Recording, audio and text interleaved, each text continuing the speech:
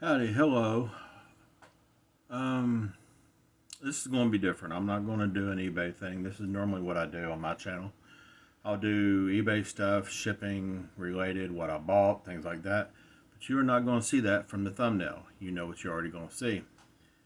I got the chance to go, me and my wife got the chance to go see Fast X yesterday, the 10th installment of Fast X. I give the movie overall 2 thumbs up. I'd give them 3, but I only have 2 hands. Jason Momoa, as far as I'm concerned, these are all my opinions about this movie. You might have different opinions, and you are entitled to them. I thought it was a great movie. I thought it was well done. I will release spoilers, so I will let you know when I'm going to start doing that. That way, if you don't want to hear it, you can cut the video off.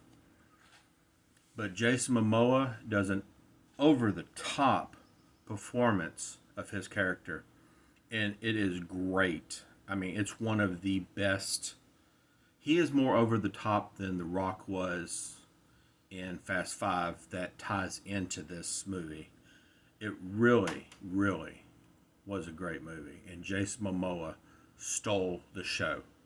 That is the biggest thing I'm going to say about this movie until the spoilers. Action packed. I don't think you go 10 minutes without just something crazy happening. Um, let's get into the movie. So, if you don't want to hear spoilers, the movie starts off grandma, mama, whatever, is there. And this is the only time you see her, and I'm not talking about Jason Statham' character's mother. I'm not talking Shaw's mom. I'm talking Dominic's mom. And, she has a little speech about family, and that's the important thing. Same thing Dom always talks about. And then, yeah, excuse me, I saw it yesterday, so I'm trying to remember. My memory is not that great. But I can tell you it was great. I can tell you parts that just stuck out to me. Like the part, how in, I think it was the last one, or was it in Hobbs and Shaw, where Jason Statham opens the door and there's Han standing there, and they didn't tie that in right. They didn't use the same scene from that movie. You'll note the difference when you see it, but yes, it tied in. That was okay. How they went back and put everything together was, man, that was some of the best filmatic theater I have ever seen. The way they tied it all back in. Let's see. Surprise villain at the end. Something you will never see coming. I promise you, unless you see this video, you will not see who is working with Dante. That's Jason Momoa's character. I never saw it coming. And it was the guy that takes over the agency from Little Nobody and Junior Nobody, Mr. Nobody's kids.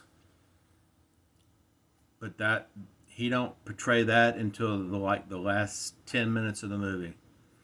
And you never see it coming. Never. I thought the ending was a little. I mean, everybody went into this knowing it was 2 parts. So it's not that you're like, oh man, I gotta wait till the next one. It was more of a, yeah, there's a part where the plane crashes with the team in it. Maybe they should have ended it there. I don't know. Maybe during the after credits scene, maybe they should have put that in the movie and ended it. There is no scene after all the credits, but after a brief part of the credits, kind of like a Marvel movie, in between, there is one part that brings back somebody one time in this movie that was rumored to not even be in it. I will only say that because I don't want to give that one away. But if you know who's been rumored to not be in it and not be a very good friend of Vin Diesel, that should give it away. Brie Larson, great part. The tie-ins to the movies, to the former characters, and things like that. It was great. It really was. Spoiler: if you like John Cena, he dies in the movie. Or does he?